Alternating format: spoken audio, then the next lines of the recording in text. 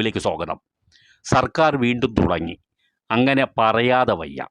കാരണം എല്ലാ മേഖലകളിലും സർക്കാർ ജനങ്ങൾക്ക് ശിക്ഷ വിധിക്കുന്ന രീതിയിലുള്ള വർധനവ് നടത്തി പൊറുതി മുട്ടിച്ചിട്ടും ഇപ്പോഴും സർക്കാർ അതേ ലക്ഷ്യത്തോടു കൂടി തന്നെ നീങ്ങുന്നു എന്ന് പറയാതെ വയ്യ. ഏറ്റവും ഒടുവിൽ ഇറങ്ങിയ ചില വിവരങ്ങളാണ് ഇതിനെ അടിസ്ഥാനപ്പെടുത്തിയിട്ടുള്ളത്. ഇത്തരത്തിലുള്ള ചെയ്തികൾക്കെതിരെ ജനങ്ങൾ പല തെരഞ്ഞെടുപ്പുകളിലും സർക്കാരിന് മുന്നറിയിപ്പ് നൽകി. എന്നിട്ടെങ്കിലും സർക്കാർ ഇത് പഠിക്കും എന്നുള്ളതായിരുന്നു നമ്മളൊക്കെ വിശ്വസിച്ചിരുന്നതെങ്കിലും അങ്ങനെയൊന്നുമല്ല കാര്യങ്ങളുടെ പോക്ക്.